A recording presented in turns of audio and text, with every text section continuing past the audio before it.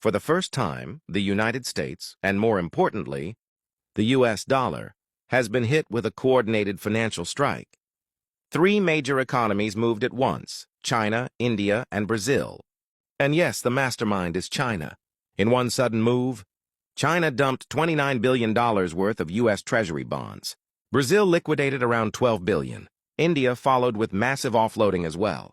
And this isn't random. This is a clear message. We're done trusting the dollar. China started this trend months ago. In fact, China has already unloaded over $500 billion worth of U.S. debt. This is the debt America sells to the world in exchange for interest payments. When countries start selling it aggressively, it signals something huge. Global confidence in the dollar is cracking. Inside Brics, an unofficial consensus is forming: move away from the dollar, weaken U.S. dominance, and shift to alternative systems. And ironically, even though India and China fight on nearly everything, on this financial front they are moving in the same direction. With these sell-offs, investors around the world are asking, if China, India, and Brazil are dumping dollars, why are we holding them? This triggers a chain reaction. Instead of hoarding dollars, investors are turning to gold. Russia alone now holds over $31 billion in gold, and global gold demand is exploding. Why is everyone panicking? Because after the U.S. and Europe froze Russia's overseas assets, many nations realize their money is not safe in Western banks anymore. If they can freeze Russia's reserves, they can freeze anyone's. So the global money system is shifting, quietly but rapidly. The U.S. debt has crossed $29 trillion, and Washington now needs more borrowing, more interest payments, and higher bond yields just to survive. That means inflation, higher borrowing costs, and more economic strain. Meanwhile, China is dismantling the U.S.-led financial order piece by piece. Its own currency, the yuan, is being pushed aggressively. China is even telling African countries, "You owe us in dollars? Pay in yuan instead." And those countries, desperate for relief, are saying yes. Whole regions, not just Brics, are watching this shift. The Middle East is investing billions into new alliances. Japan is recalculating its long-term strategy. Everyone sees the same signal. The American-led financial era is weakening. If the dollar collapses or even loses a major chunk of influence, investors will move to only two safe havens: gold or the Chinese yuan. And that process has already started. India, despite its rivalry with China, has followed the same playbook. Even after injecting $5 billion into markets to save the rupee, the currency barely moved, showing how fragile things have become. Losses are piling up. China, meanwhile, stands firm, confident, and strategic. In the next 5 to 10 years, the U.S. won't just face challenges. Its entire global leadership structure may be rewritten. Major. When President Trump came down the escalator in 2015 with Melania, if you take a note, before he even started to go down the escalator, right above his head was a little sign in Trump Towers that said, "Currency exchange." And that wasn't an accident. That was a calm. President Trump came down the escalator to take the head off of central banking, like David came off the fields to put a sword in Goliath's chest and take his head off.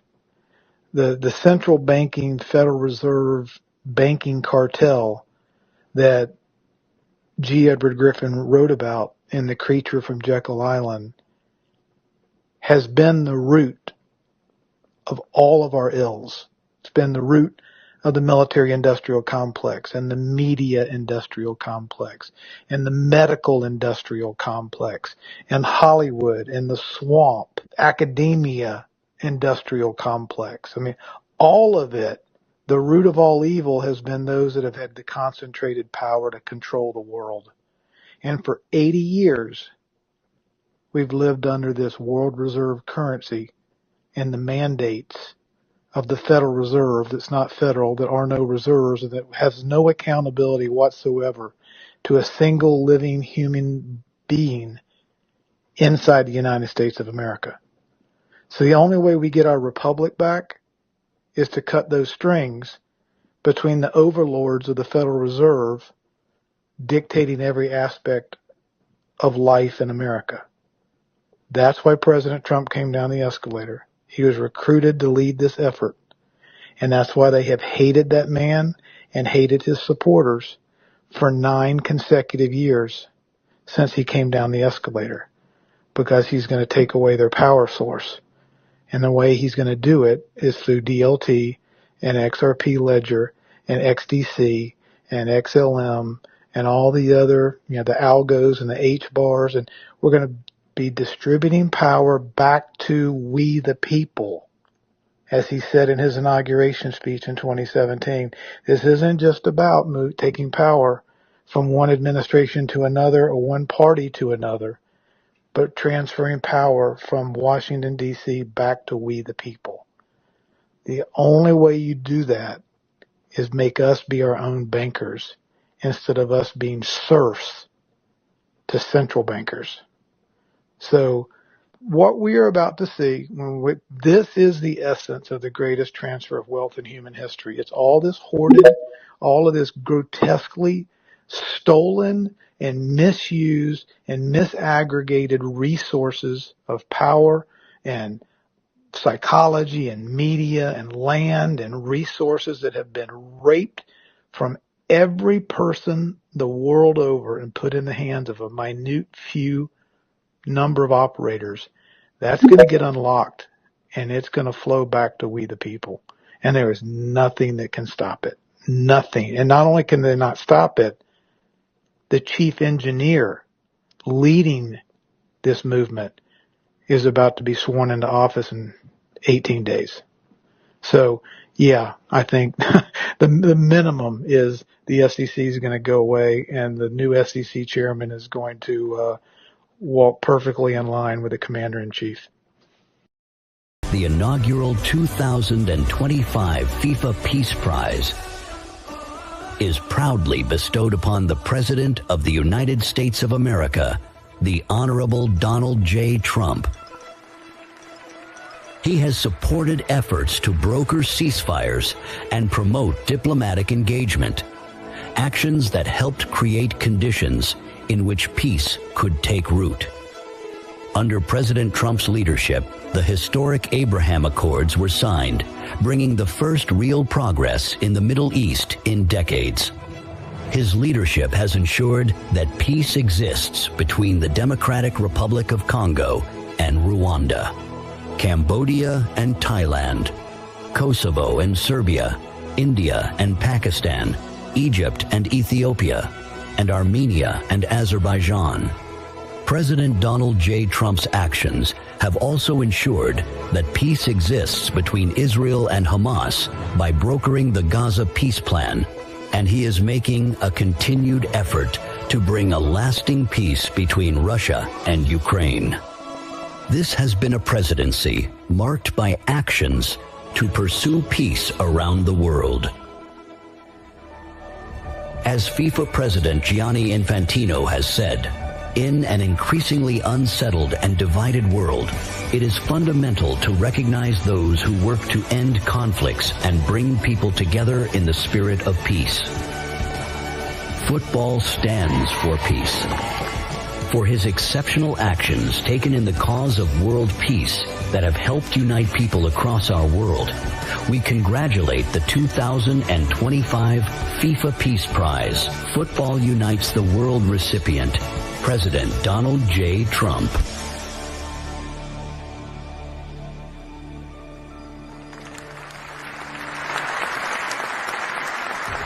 Across the entire earth from the summer of 2017 till now. You're going to see this play itself out. So to make it clear again, CNN is now in control by POTUS, Donald J. Trump. Boris Johnson and the British government is under control of POTUS and the NSA and, the Q plan, the Q group. This is all being run by this group. Every single government on earth, all of them, have capitulated over to Trump. And that's why Trump made, from 2017 to early 2019. He That's hit why, the ground running. Yes, he did. And he took 6 months to clean house, clean the swamp in Washington. And then we're going to start here in a sec. And then he went to Saudi Arabia first because he needed to. There's a reason he went to Saudi Arabia first. And that was the summer of 2017. And that's where this whole story I'm going to tell you today begins. So you're listening and you're just going to walk away from this angry or whatever. But you need to understand, mea culpa. It rests with you. It rests with me. If it wasn't for us being so asleep, none of this would have been allowed to happen.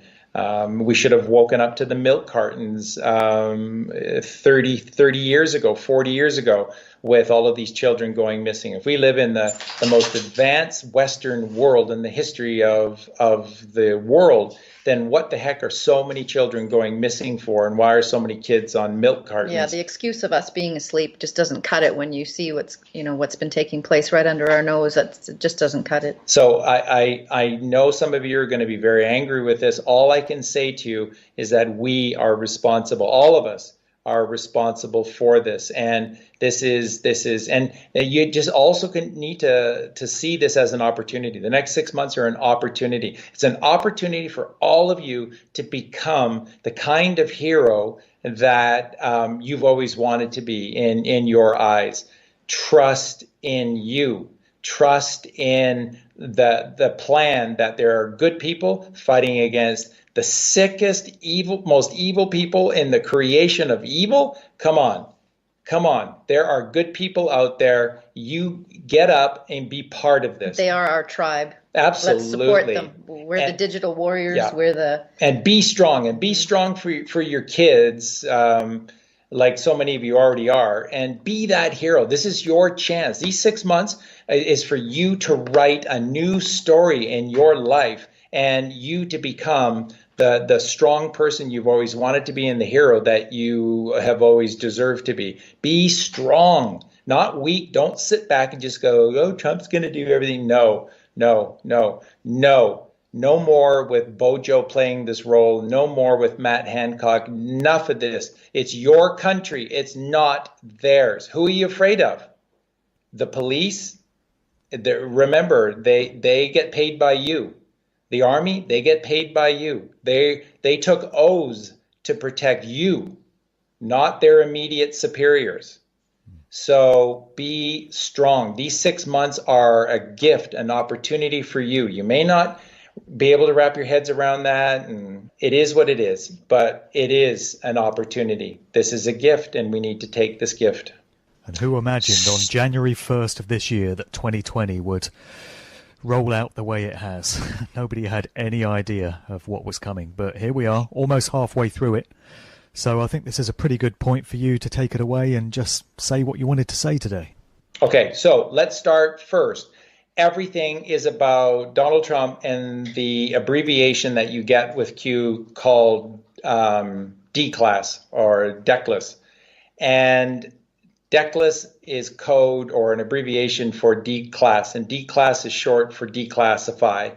So the main people behind all of this have been the NSA, because once the military was given access to all of this cameras everywhere and spying technology everywhere, access to your cell phones, and access to everything about you. As soon as that information became available, a group of people within the military said, this is our chance. There is a moment in time, and we must act upon this, because what they don't seem to get, and by that meaning the minions who are running things for whoever is hidden in the background, what these minions don't seem to get is that they're just as vulnerable as we are.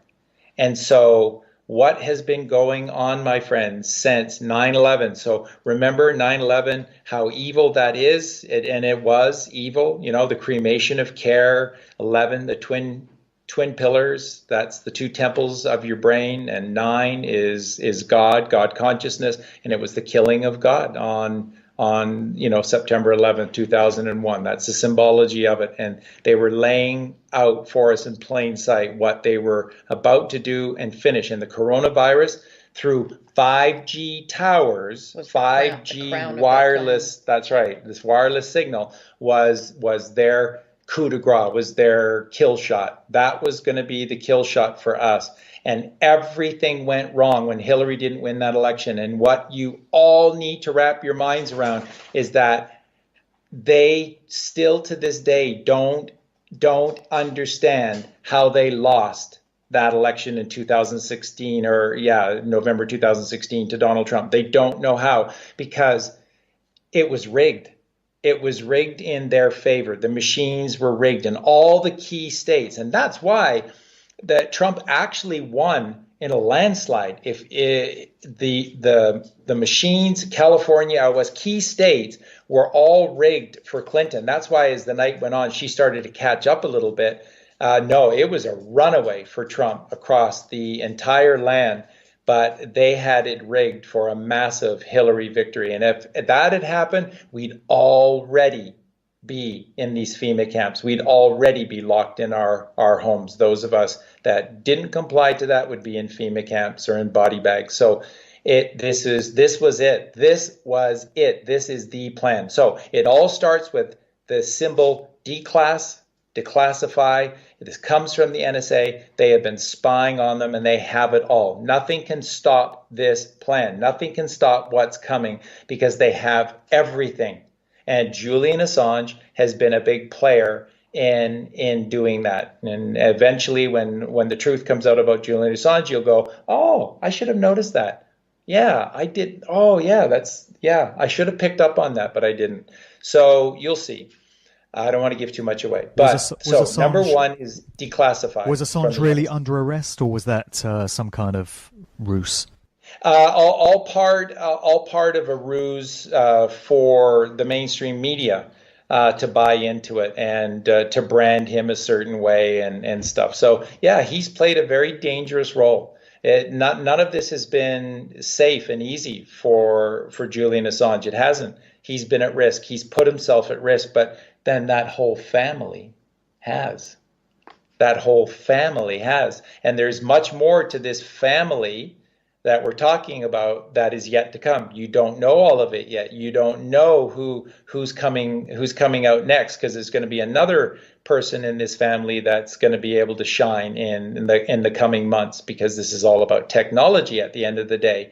So we'll get to that later. Now, number one, so all of this plan, they took all of this information. Trump, by the way, folks, didn't do anything, although Attorney General Barr was placed well in advance to be kind of like a fly on the wall for the CIA. They realized a long time ago from the Kennedys that the CIA was too far gone and too dangerous to try and take down, and too many tentacles out there. So they haven't even tried to take down the CIA. They have just cut them off. The CIA is what it always has been. It's just in plain sight now. They are a rogue agency. They always have been a rogue agency. They exist for the 13 families. That's all they exist for. That's all they answer to. So, but AG Barr was put there as in a special position as a fly on the wall, and he's gleaned a lot of information that has been valuable in helping them understand the CIA's role in all of this and what they were likely to do when this all came down. Okay, so remember that. So declass is everything, because the NSA has everything. Okay, so Trump is armed with everything by June of 2017. So this is only 6 months in office and little underneath that. And Trump has, for the most part, cleaned most of the swamp, restructured the DOJ and the FBI, which is most important, and some other key offices closer to home, closer to the president, were all cleaned up, and the proper people that they had waiting in the wings were put there. Okay, so in the summer of 2017, it began. Where did Trump go first? In this alternate, behind-the-scenes narrative, Donald J. Trump is portrayed as the unexpected architect pushing world powers toward a new Brics alliance.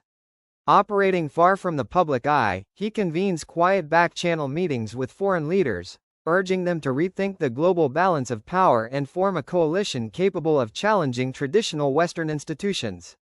Through a mix of strategic persuasion, economic promises, and high-stakes negotiation, Trump shapes a vision of a multipolar world where nations band together to reclaim influence in global trade and security. Though his role remains invisible to the public, in this story he becomes the catalyst for forging a powerful alliance that reshapes the geopolitical landscape. And yes, you heard right. Donald J. Trump rescue the world by cutting off the head of the snake. We are waiting for people to get their due. Sometimes you have to see how horrible they really are before they get cut off at the knees. And that's what happened to McCarthy. So I take that example. It might not be a tribunal. It might not be all of our Navy ships off the coast of Japan and Australia and here in the UK and the Mediterranean where the tribunals are going on right now. But we will see signs like that. And it is those actualities that you can take for hope and belief we're getting there. Are suddenly parading this malnourished look. It's almost a famine-like appearance. They're not just slim or fit, but hollowed out, shrunken. And they're also fragile looking, like they haven't touched food in a week. Like, if you touch them, it would break. Ariana Grande, her Wicked co-star, Christina Aguilera, you name it. Dozens of celebrities across platforms. And the pattern is too obvious to ignore. Now, people tried to explain it, calling it Ozempic body, the Ozempic face, but that explanation falls apart quite quickly. Because Ozempic as a medicine, it may make people lose some weight, but what we're seeing isn't like a natural side effect. This is something very odd. It looks engineered, it looks curated, it looks like a look. It doesn't look like an accident, something that like, oh, it's just a cool type of coincidence type of appearance. So who's benefiting from making malnutrition a trend? Like, let's remember, years ago in the 90s, we had heroin chic with Kate Moss. Then we had the era of the big booties, and people like Kim Kardashian exploded. Basically, beauty standards aren't born, they're planted. So why is this famine aesthetic moving forward? Why is it trending? Remember, these aren't toned people. They're not fit people. These are shrunken, gaunt people. So when I think about the last few years, and we've been bombarded with these subliminal messages and these warnings, global food shortages, these sustainable diets, let's not forget replacing meat with crickets, with literal insect protein. At the same time they're pushing this narrative, you see everybody on the red carpet that looks like they can't even stand up. They're so fragile. These bodies looked starved. So in my opinion, the easiest way to push this world famine is to get you used to it by seeing celebrities already have that appearance.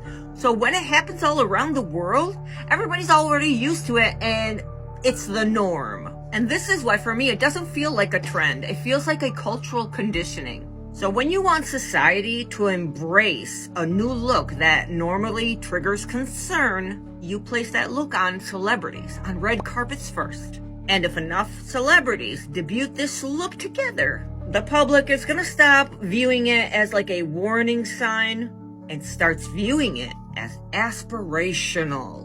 The famine body becomes fashion. Editorial, ethereal. Watch, they're gonna call it something like European chic or something. The words may change, but the visual reality is not. So what do you think? Are they getting us used to this imagery? Or is it just like all a big coincidence? Just a passing by trend? Do you think it's due to adrenochrome, what they harvest from the children to stay young? What is your opinion, and why is it that so many children disappear? Let us know in the comment below what you think. Affect my life, but it's absolute nonsense. And the fact that they can market lesbianism, gayism, transism, and all of that to our children. But it does affect your life, because now they're saying they can get our children to even get their sex Whose changed. children? Whose children? Our children without our consent. Oh, I'm saying that's what's wow. going on in America. Yeah, they must do that nonsense in America. But here in South Africa, we really need to start showing a middle finger to this so-called democracy, which is nothing but an evil plot by imperialists and capitalists and specific individuals within capitalism and imperialism to control the world. Like there's this obsession, it's narcissism almost, right? To constantly want to control every aspect of our life. What we eat, when we sleep, when we wake up, what we do. Now we can't smoke. Now your children have to be taken to a school where they can be given sex education against your will. In this building, using it for peace. And it's all about peace, and it's a great honor. And Marco, you've done a fantastic job in getting it ready, but it's a spectacular building, and we all appreciate it. And very importantly, we're settling a war that's been going on for decades with millions and millions of people killed. And these two gentlemen spent a lot of time backstage talking to each other, and over at the Oval Office. We were at the Oval Office together. It was beautiful. And I think it's just a very important day because it is an amazing day. Great day for Africa, great day for the world, and for these two countries. And they have so much to be proud of. And I want to thank the leaders. I want to thank you very much. It means maybe more because we are here together for the first time ever in this building. Brand new, beautiful building. I don't want to tell you how much it costs because I hear it's a lot. Okay? They don't build inexpensively here. One of the hopeful things that I've discovered is that nearly every war that has started in the past 50 years has been a result of media lies.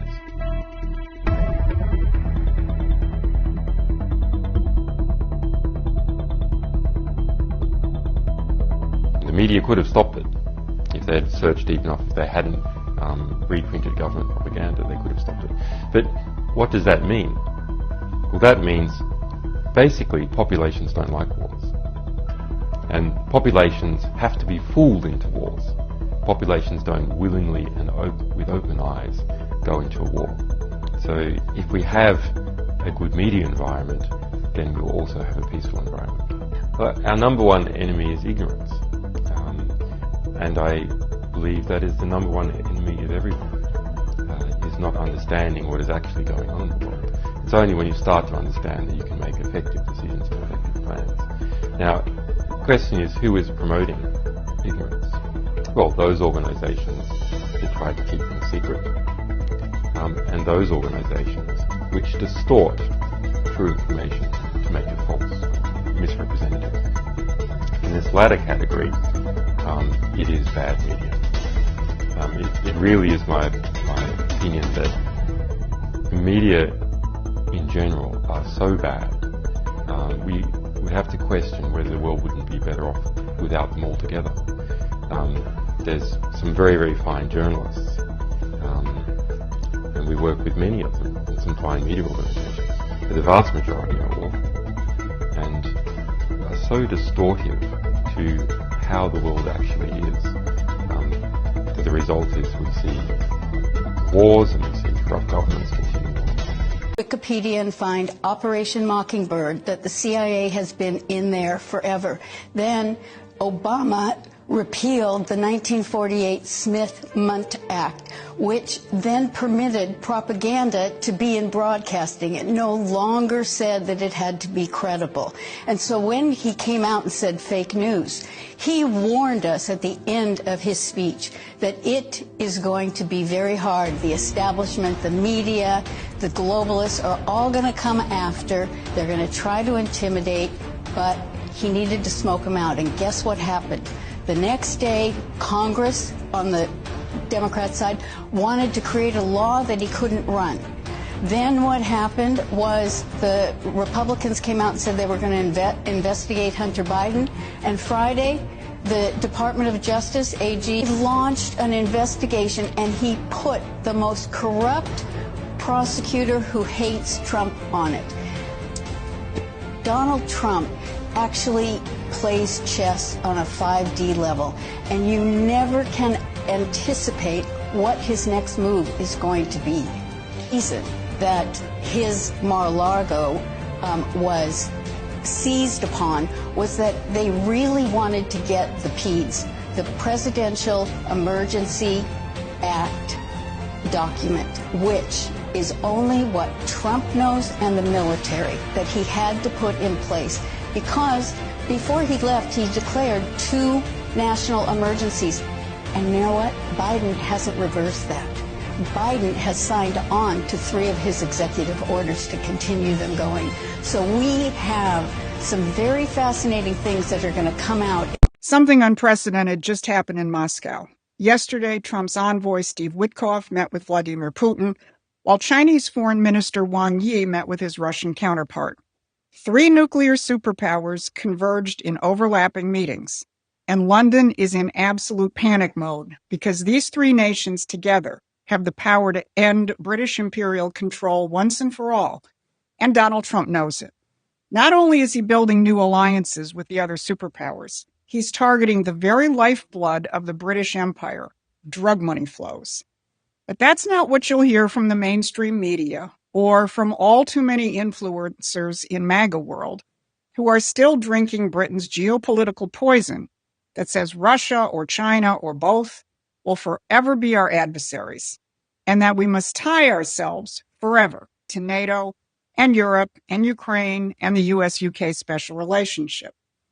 While that's what they're still peddling to try to disorient the MAGA movement, the Anglo-American elites themselves know better.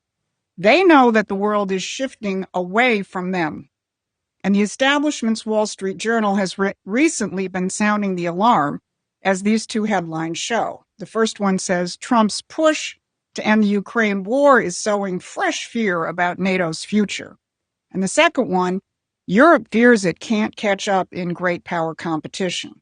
Now, RT gleefully covered that second Wall Street Journal article, highlighting the point with this quote, U.S., Russia, and China enhance their economic, technological, and military dominance while Europe stays behind. I'm Susan Kokinda, and since the 1970s, I've looked at how the British game masters have played the modern version of their imperial great game, keeping the superpowers pitted against each other in perpetual conflict. All the while, the global elites continue their control over the world and over nations' economies. And I've documented how the second Trump presidency is challenging that in unprecedented ways. So if this is your kind of fight, please hit the like and share buttons and subscribe to our channel. This is what I'll cover today. First, how Trump's world of sovereign nations is emerging and why the British and the Europeans are still threatening war to stop it. Second, that the target in Venezuela is dirty money flows, not just drugs and not just Maduro. And third, how Trump's cabinet meeting shows the economic alternative.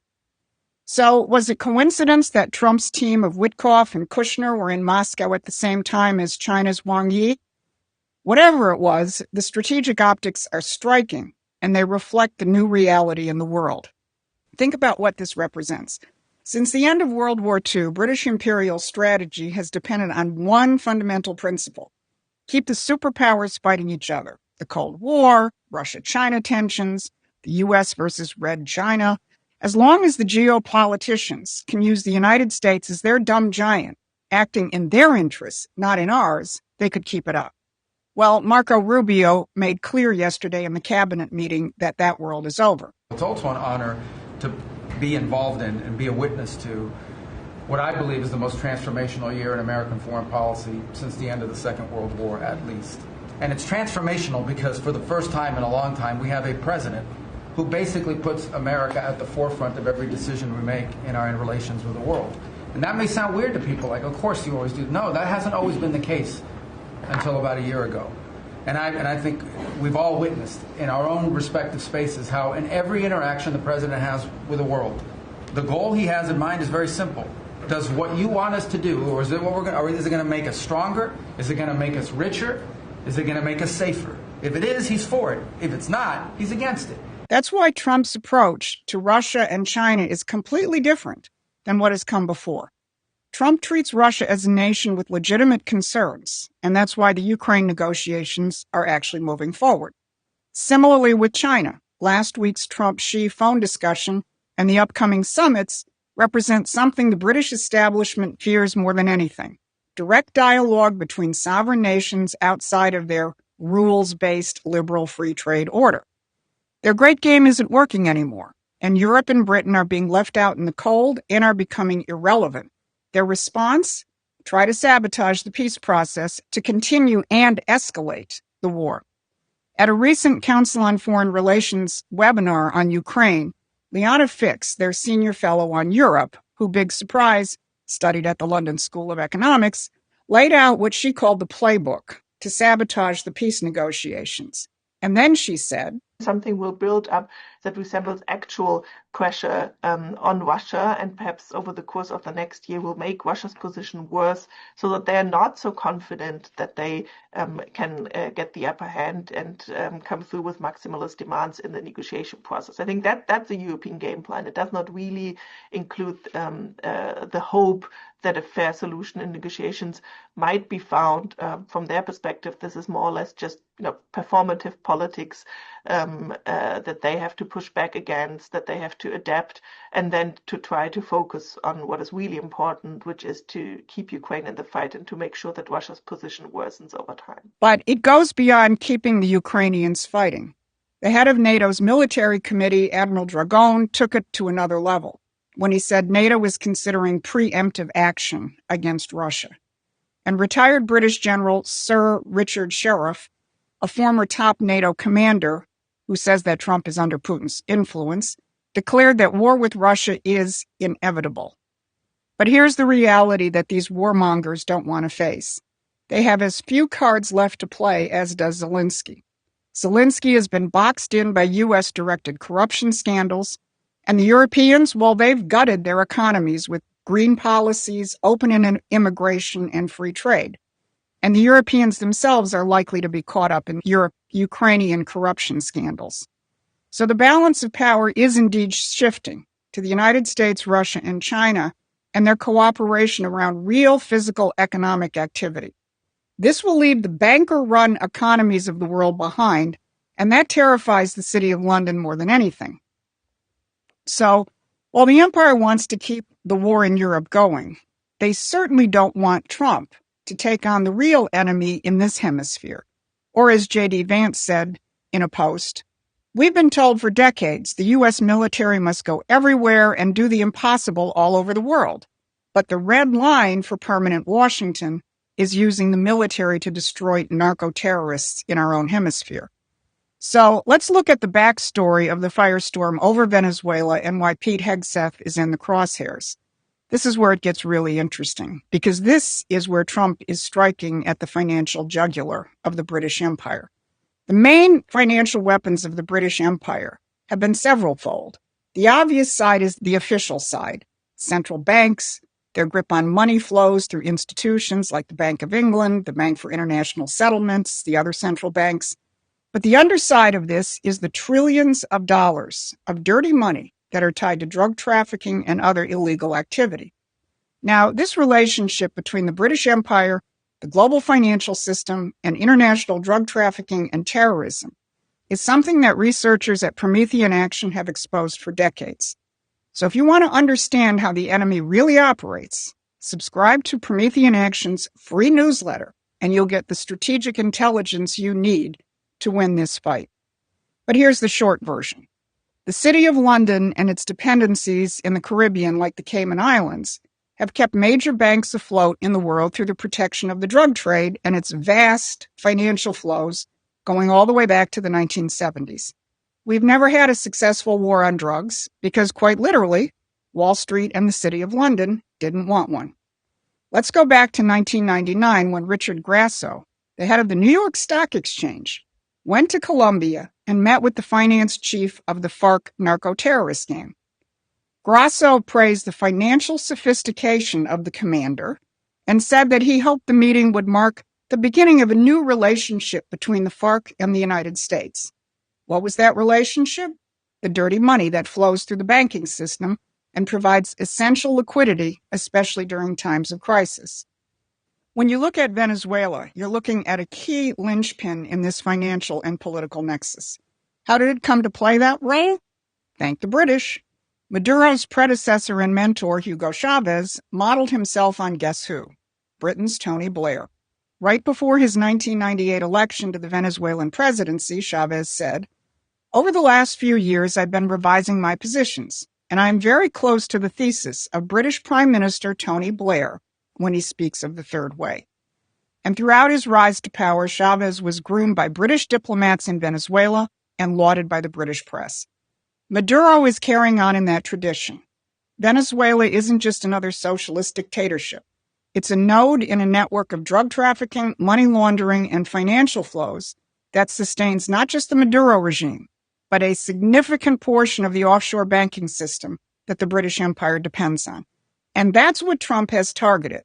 That's the real reason for the hysteria over Hegseth. That's why the British have cut off intelligence sharing over Venezuela, not because they care about Maduro or Venezuelan democracy, but because Trump is targeting the money. Think about the carrier strike group, the USS Gerald Ford in the Caribbean. Is it only there because of its firepower? Think about the enormous electronic surveillance capacity that carrier group has. Every time we strike a drug boat, you can bet the lines of encrypted communications light up between the traffickers and their higher-ups. Guess who's tracing that and putting together a detailed picture of the entire apparatus? Now, Scott Bessent, Trump's Treasury Secretary, said something really revealing recently. Listen to how he answers this question. What's been the most surprising thing you've learned as Treasury Secretary about the job that you weren't expecting? The national security aspect. So I would say that I spend 40 or 50% of my time on national security. Think about that. Why is the Treasury Secretary spending 40 to 50% of his time on national security? Because national security and financial security are inseparable. Because the financial weapons are the real weapons of empire. When Trump goes after Venezuela, he's not really going after a government. He's going after the financial structure that keeps the British imperial system functioning. But if you're going to take on that imperial financialized free trade system, what do you replace it with?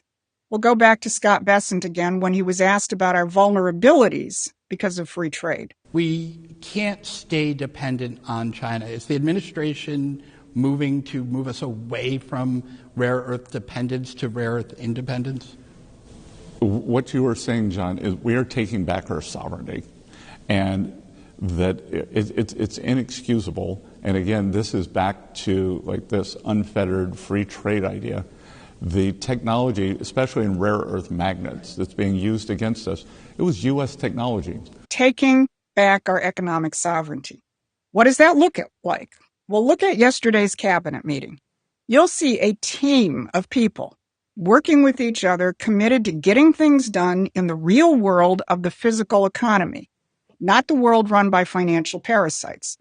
Howard Lutnick put it this way: we set out to stop the ripoff of the United States. This is about global change of trade. And he focused on reshoring manufacturing, and he talked about the capital flowing into productive capacity and building key sectors like nuclear energy and shipbuilding. The White House has a new portal where you can track the enormous investments now pouring into the United States. whitehouse.gov/investment. Keep your eye on that. And this is a whole of government approach. I met with a representative of small businessmen in the Detroit area yesterday, and they said one of their biggest problems is the lack of skilled labor. The Trump administration knows this. Here's what Labor Secretary Lori Chavez de Rimmer said yesterday. So the Labor Department has wasted no time in putting that into action with our Make America Skilled Again, either grant dollars, but the intentionality of the apprenticeship program, 1 million active apprentices across this country. We have done over 250,000 new apprentices so far in the first year and registered over 2,000 new apprenticeship programs. Why do we need the apprenticeship programs with the men and women in the trades? Because of the leadership of onshoring and reshoring, and have a lot of these companies reinvest in America. We have to build this country. We cannot do that without the tradesmen and women and the craftsmen of this country. And I think that, Howard and I, we talked about that from the beginning, and we're going to have to lean in on that because we need the labor force, 100,000 new skilled jobs with electricians, construction workers, machinists, and so forth. I want you to listen to the entire cabinet meeting. Rather than just sitting there and doom scrolling, pay attention to what Trump is actually doing. You will see the American system of political economy being reborn before your eyes. Promethean Action has been in the forefront of advocating for that economic revolution, and we're building a movement of people who can join with President Trump in bringing it into being. If you want to be a part of that, become a paying member of or a contributor to our growing community. So let's take it back to where we started. This is where the diplomatic convergence in Moscow comes back in. This wasn't just diplomats making separate deals, but three superpowers with the productive capacity to end 300 years of British imperial control. The Venezuelan strikes can cut off their dirty money, and the cabinet's economic vision builds the alternative. The Anglo-American establishment knows their time is up, as long as you stay focused and support what Trump and his team are doing. Thanks for watching. We are moving into a different kind of world, and many feel that President Trump has played a major role in that shift. Can you sense a more sovereign, freer future on the horizon? Let's continue to pray and hope for a world better than anything we've seen in decades. Trust the plan. Have a wonderful day or night, wherever you may be. Please subscribe to the channel. It truly helps me reach my goal of 1,000 subscribers, and your support means so much. God bless, and until we meet again.